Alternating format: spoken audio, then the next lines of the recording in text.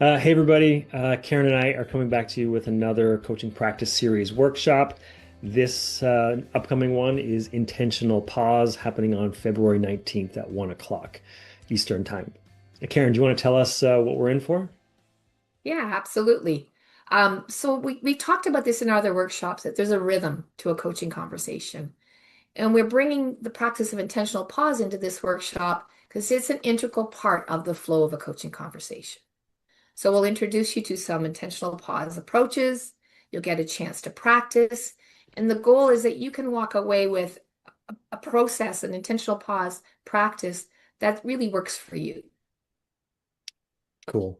So if you're interested and want to sign up, there'll be a QR code on screen, or you can send me a direct message or an email, and I'll make sure you get the registration information.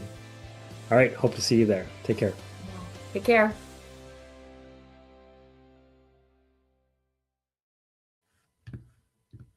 Cool. Did I lose Karen? I lost Karen.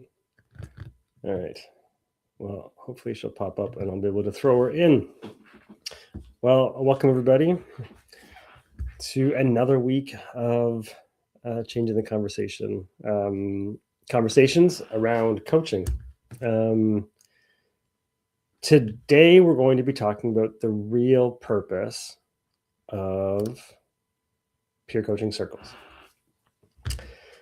And Karen has just entered the room. Are you there, Karen?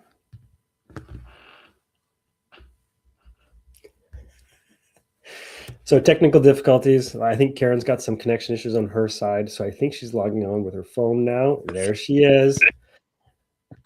And you're getting good. You put it right on landscape. We're getting you trained. This is great. Here I thought I was at the good internet house.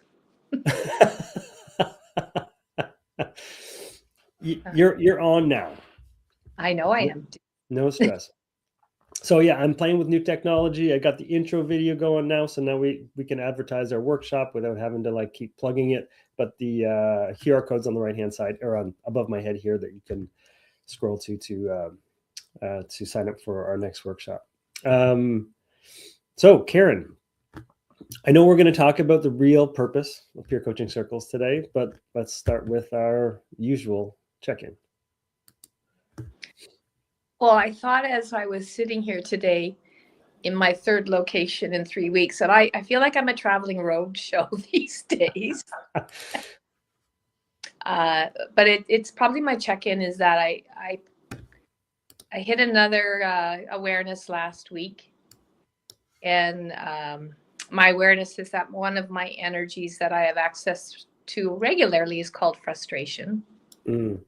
It's my behind the scene emotion in my Enneagram type. And I kind of bumped up really hard against it last week. So I'm just in acknowledging that, it is, if you can ride alongside whatever is manifesting and happening in your life, and you can decide how you want to show up in it. So hence in my third, and I am a traveling road show. So just acknowledging that's where I'm at these days and showing up.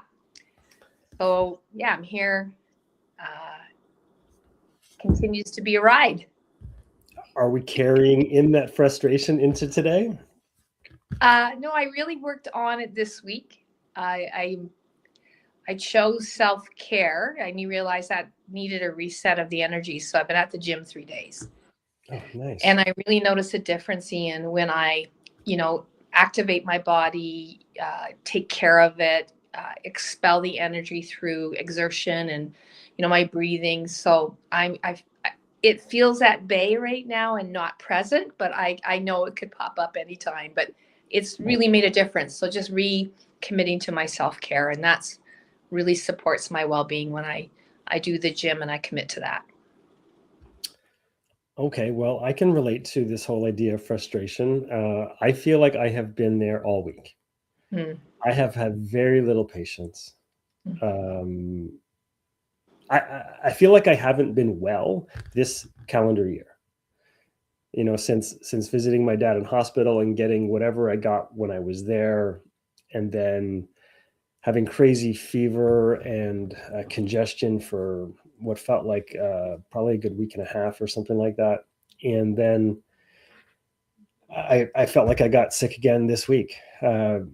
Really bad head congestion. So not sleeping well, having a constant throb in my head, and more, boogers than I'd like to count.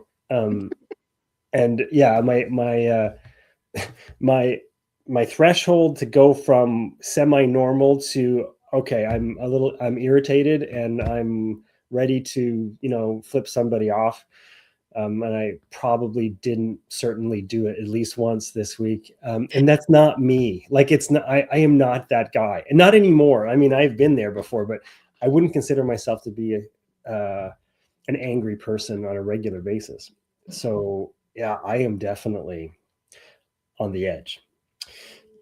Or was. However, I got my first workout of the weekend today, and I work out 5 to 6 days a week. So when I don't work out, I know I don't feel great either. So, and that grates on me the longer that happens. And I've taken about 2 weeks off this year already without working out, which is not like me. So anytime I have a week that has 4 or less, I feel like I'm not quite me. So I relate to not getting that self-care and expelling the energy needed to kind of like reset myself.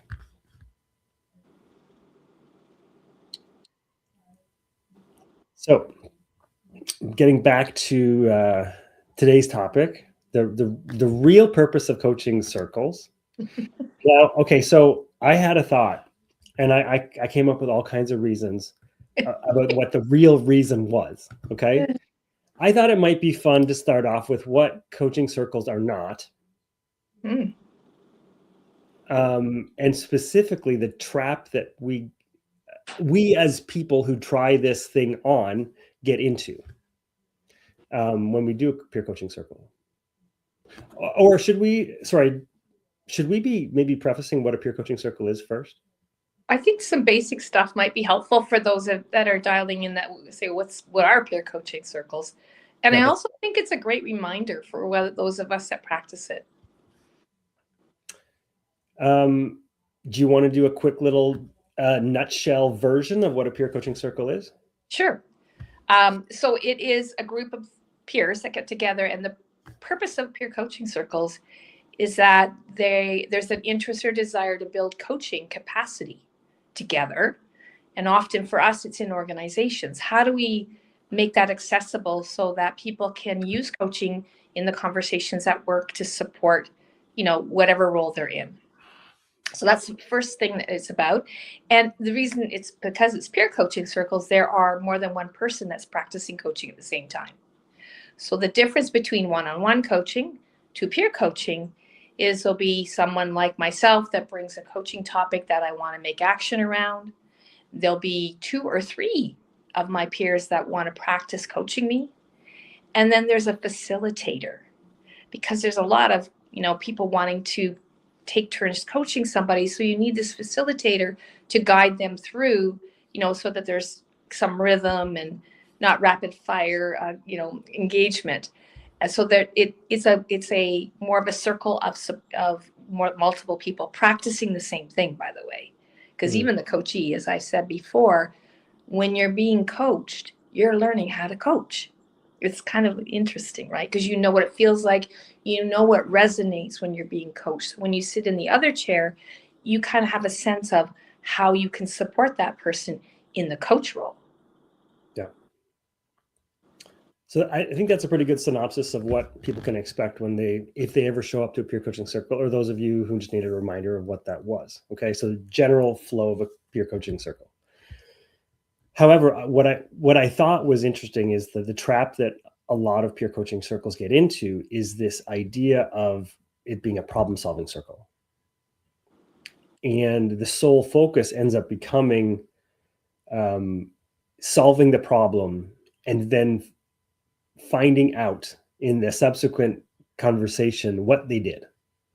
So they will kind of cut up the flow of a peer coaching circle to initially be able to find out, okay, how did Joe Blow do last week? Were you able to accomplish the thing that you said that you were going to do? Can you give us an update? And I think that becomes a really slippery slope with peer coaching circles, because it's not that person's journey, right? Whoever gave the gift of sharing a topic in front of everybody, they've gifted it to the group as a way for people to be able to come together and to help everybody learn by having a real topic to dive into. It's not theirs. It's not theirs to hold on to or anything. It's for that person to take with it and do with it what they will after having gifted it to them in the process of the peer coaching circle.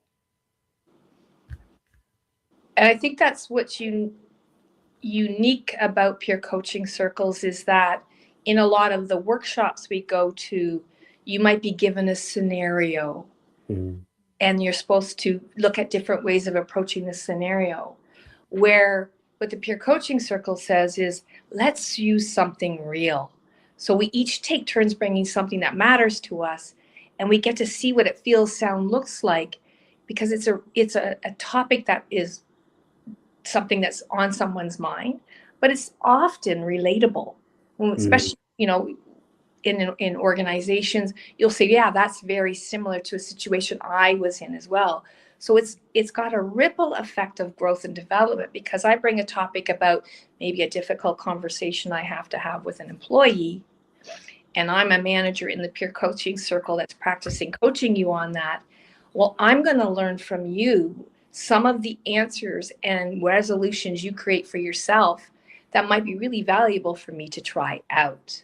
So it is really about development. Like, peer coaching circles have another name. They're called peer learning circles. So what happens, though, our habit, go back to, is we get so attached to the topic and to helping that. This is our big muscle of wanting to help people solve problems. It's our problem solvers, advice giver muscle, is we get very immersed and connected to the topic and helping that person get somewhere, when it's really their own way. How can we help ask questions that they can find their own way to get where they want to go? So it's just a habit we have, and we get and it's safer because it's now connected to not how did I do, it's connected to that topic and the other person who brought the topic, which was their contribution for that week for learning. Right. So it's a subtle, but we do see the slippery slope of being attached to, oh, I wish I had 5 more minutes so I could help them get somewhere. Well, they're going to do that on their own when they leave the room. Yeah. And I'd like you to talk, if you wouldn't mind just touching on that, because there's a value proposition on why it always feels unfinished. And you've said something, and it feels that way, by the way, if you're in a professional coaching conversation, it should feel unfinished. That sounds really crazy. And I want you to talk a little bit about your metaphor of the popcorn, because that for me has been a way to really explain the why of this. Yeah, and I think in combination with your pizza story, it probably makes a lot of sense, right? So anytime we're having a coaching conversation, we ask questions. Those questions they hit us, but they don't always necessarily land and get a full answer out of us. There's gestation period that has to take place for a lot of those questions to really be immersed and to be understood, even by the person who's receiving it, the coachee. So the metaphor that I've used in the past is popcorn. So you have the bag of popcorn that goes in the microwave, and you ask your question. That's the microwave, and then nothing's really happening for that first 30 seconds to a minute, barely anything at all. That's part of that gestation period. And then all of a sudden there's kind of a flurry of activity. Maybe they get some ahas. Maybe they start getting excited about something or whatever. So you get that flurry of explosions in the bag. And then right near the end of the cycle, when you think there's no more popping that can happen in that bag, you go to open up the microwave and open up the bag, and one last kernel will explode and kind of like shoot a few kernels out. That's not uncommon in a coaching scenario, because we need time to process. So, and this is often why Karen will insist on leaving a client or coachee with a question, so that they can sit with it and they can process it, and they can ask themselves that same question over and over and over again, because that kernel might not pop for days, for weeks, for months. And how can we expect somebody to, come back and give us an answer, because it is unfinished, because it's not yours, and it's maybe weeks down the road before something pops for them where they're able to know what they need to do next and why they need to do it. And you had, we had a moment where you got impromptu coached. I want to say somewhere out east. I just don't remember exactly what city. In a hotel room with Mark and I, and a box of pizza and some wine. And Mark asked you a question. What happened with that question? Well, there were, again, as in any kind of coaching conversation where there's more than one person, I was really gifted with a few really questions that got me thinking and pondering and reflecting. There was one question, though, and that's often what happens. We think it needs to be a bunch of questions. This one question was, what do you need to trust? And I remember stopping, and I didn't do it. This was very spontaneous for me. I grabbed a pizza serviette that had a little bit of pizza sauce on it, and I wrote that question down without the two of you prompting me. And apparently, what I did, and we talked about it after, I folded it up and I put it in my wallet. And it was like the two of you knew right then and there I was done. Like it literally was. And in peer coaching circles, we have a takeaway question. It was my takeaway question. But what's interesting about what happened there, because it was when I was transitioning out of the public service, I was trying to manifest what's my role, how can I contribute, how can I continue this outside of, a formal structure. It took me 4 months to pull that out. I kept it in my wallet, and I'd open it up and I'd look at it, and then I'd think about it, and I'd put it back in my wallet. It took me 4 months before I had the answer. And once I had that, I was ready to take action. So it's understanding that we need time, and sometimes it's immediate. Sometimes it's 4 months. Sometimes it's 2 years. Yeah. But the power of that experience, when you get people to write things down, when you ask questions that stir and start to help people go deeper into their why, it is, we think we need a tangible action. I'm going to use that word. I'm going to do this. Well, that question was not a doing or a question, was it? I had all the doing on paper. That was the big question I needed to answer. So so when we ask people to come back and tell us what they did, there we go. We're reinforcing a positive result is you did something. And what, you want to know is, where is this person at in how they are with their topic? And they might say, you know what, I'm still resisting. Mm-hmm. So it's really important. Our doing muscle is so ever strong in measuring results. I want to recognize something, though, because I think I can hear people going, yeah, but I hear like it's so nice to hear what they've done, and it gives me good feeling inside, or whatever. It could be something like that. Or I'm curious, and I need to know. I have to know how it turned out. We're human. So there's a human element and curiosity that is natural and on. I want to know what my clients have done. I want to know if things worked out. However, when we do that, we can potentially put that person in a really uncomfortable position if they feel like they haven't done enough, if they feel like they haven't progressed, and they're going to feel the pressure that they have to have had performed at some point between when they talk to you and when they've showed up this time around. And it's not coming from a bad place for the person who's asking. They want to know. They want to know if they were of service, if it helped, and if they helped them get somewhere. So there's kind of like this little give and take or pull back and forth with themselves about, just needing to know. And I don't think it's bad that you want to know. I just think you need to be able to be okay not knowing and let it go. That's huge, the letting go. And I'm going to say a couple things that it could close down. Mm-hmm. Is if that becomes the coaching circle's habit, especially these ones that we're doing that are shorter, because they're bite size, right? Right. We now cut them down to 1 hour blocks. Yeah. And they rotate. So they're not sitting in the chair every single time. So they don't have a continuous coaching conversation with that one person. Is that it might make me nervous to be a coachee. I hadn't thought about that one, but yeah, of course. Subconscious. Well, I've been in that shoes actually as a coachee.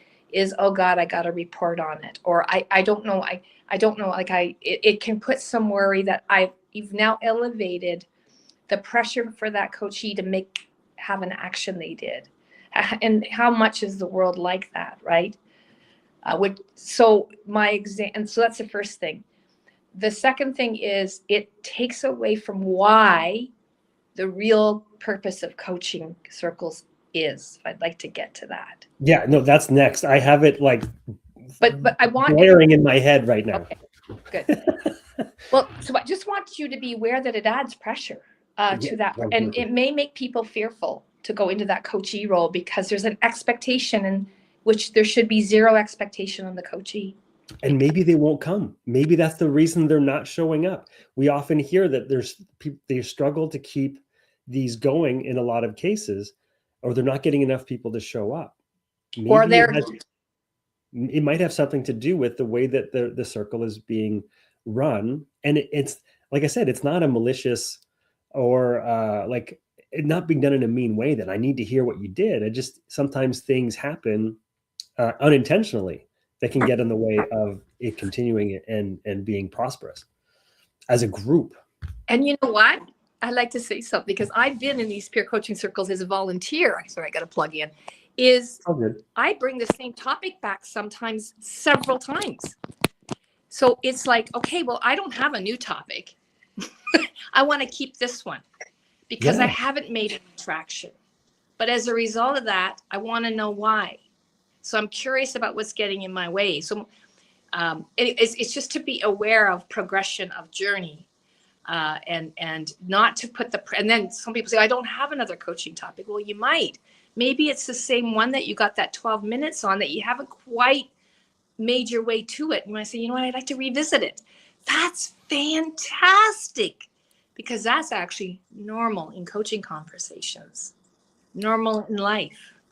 Yeah, and that's why in one of our last workshops that we did, we started talking about that first step. What's missing? It's not generally the topic that's the issue. It's how that person is dealing with that topic, and what they need next to move forward might be that question that is taken away to process and think about. Right. So how do you concretely make that an action that you step upon? Right. It's not there. It's a being question. I'm living proof of that. Getting back to the gym after a hiatus from COVID, when I did it for 30 years and I couldn't start, it was the fourth time I was in a mini coaching circle again. And there was one question, should have wrote it on a napkin, but I didn't need to. And it was not a doing question. And it was something about the cost of, saying, not saying no to other people. What came up was I feel responsible. And what I realized at the cost of my health came out at the end of that when I walked away after that conversation. And it shifted my priorities. So I wouldn't be at the gym if it wasn't for that question. I had all kinds of strategies on how I was going to get to the gym. Trust me, I'd wrote them all down on the previous ones. But that was my barrier. And it took that question to allow me to move forward. Nice. you want me to take a crack at the real purpose of Peer Coaching Circle? Sure. I love you too. So when we come together in a peer coaching circle, we have several roles. We have the coachee who's brought the topic. We have the members who are there to ask the questions. And we have the facilitator who's holding the space, setting the learning environment, and allowing people to ask those questions in kind of a structured way that keeps things, flowing, but not too fast, and that kind of thing. So each role has their own learning to do. And it's not centered around the topic. The coachee, that's their job. Bring a topic, be willing to explore, and be willing to get messy in that process and see what you can uncover. That's your job. That's your purpose. The facilitator is there to make sure that it's not rapid fire, the coachee's taken care of, and that everybody is focused on what coaching development they are focused on that day. If it's asking open-ended questions, not giving advice, intentional pause, whatever the core development is for that day, they're going to provide feedback to the members on that specific learning. The members are there to, yes, to ask questions of the coachee and to help them uncover their own answers. But their job, their role is to work on their development of, let's say, asking open-ended questions that day. And then once the coaching conversation is over, they're reflecting on what they learned about themselves, what they want to do next time, how they want to use this going forward. It's all about their development in their role. Facilitators doing the same thing. I mean, they can process their learning afterwards, but they're there to support the learning, all while the coachee has brought their wonderful gift of a topic. And if we don't maintain that flow, it gets lost and becomes that problem-solving, advice-giving, advice-seeking circle. What do you want to add to that, Karen? And we already got an A. We already got an A in advice. So, however, there are times where we need advice, but for peer coaching, it says, hey, here's what I'll say, 2 things. It's meant that you learn together. When we send people away to a wonderful learning day all by themselves, and then they come back into their environment and no one else has learned, experienced, had some development, it's really hard to get this going in your organization or on your team. So what Peer Coaching Circle says is, let's all dive in together and practice together. And we can have coffee sometime and say how we're using it in the workplace. So it allows, it's a multiplier effect. It's a sustainability model. So it's an inexpensive way. Instead of sending one person away, the multiplier effect, the bang for the organization's bottom line, the improvement or enrichment of conversations. So that's what you're choosing to do when you commit to that time, is you're bettering you because it betters others, and you're doing it together. I wouldn't be as strong at my development if I hadn't worked with you, Mark, Kathleen Leibel. I could name hundreds of us that dedicated peer coaching, peer learning together. When we got together for coffee, we could hardly wait to talk about it. So it's a really cool way to really grow. It's an escalating developmental space. If you can see it that way and give yourself the gift, you said the word gift there, of learning and learning with each other, it is, people say they come because it's a place where they can just chill, enjoy each other's company, explore things together. It's, I'm going to say the last word, a safe space.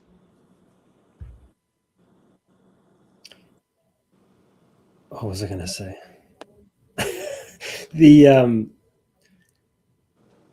I just wanted to tack something onto the learning. So, I mean, everybody's got their core thing that they're working on, but you're going to learn through osmosis a little bit through what else is going on, right? So even though you're a member and you're asking questions, you're also going to learn maybe a few things that you would want to try with that conversation that you need to have with somebody else.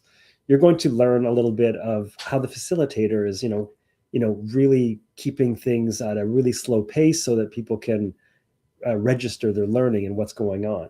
So there's a bunch of like side dish learning that's happening, but your main dish is what you've been assigned that day for your capacity building. So, and the other thing was around problem solving. There's nothing wrong with problem solving. It has its place, but it's not the place necessarily of peer coaching circles. And because we're usually pretty good at problem solving, we need to be able to put away the muscle that we're really good at to work the ones that have the deficit and that need the work.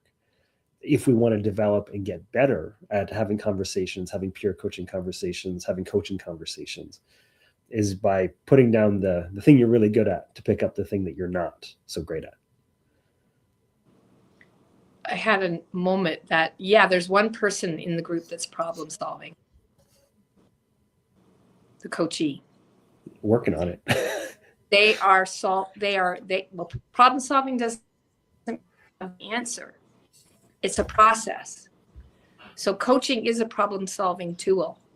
But what it does is it helps that person identify where they want to go, what matters, what's missing, what are they afraid. You use the word in your company, they are able to deconstruct their topic, which could be a problem, and find their own solution. So yeah, there is problem solving going on, but we are building capacity inside the coachee to look at problem solving in a different way. So it's shifting it over into the hands of the person who owns the topic, which I've learned over time, especially with growing children, what a great skill for me to have. Not mine, it's theirs. Right.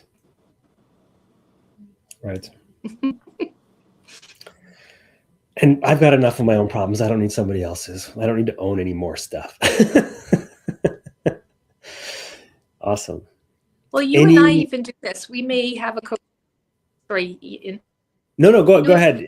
You're a little choppy, so I'm having a little bit of trouble picking up on what you're saying. So go ahead. How's that? Just talk. We'll see what happens. Okay, I'm sorry. I'm holding my phone because its battery's going dead. I just want, and I just forgot what I was going to say. No stress. Any final thoughts on this subject, on its the real reason for peer coaching circles, or like a quick summary as to what you want people to walk away with? I think treat yourself to be open to learning and unlearning together versus focusing on the task. And I think what supports that is just even the intention that you bring to that peer coaching circle is to do your best to support the process. Know your role and try to play within that role. And you're going to learn. They're going to learn. They're going to get something out of it. Everyone's going to get something out of it. There's not one chair in that room that's not learning. Cool. So the real reason for peer coaching circles. So on that note, I think we'll end it there, and we'll be back next week with another topic. Don't know what it is yet, but we'll figure it out. So have a great week, everybody. We'll see you next week. Bye. Bye.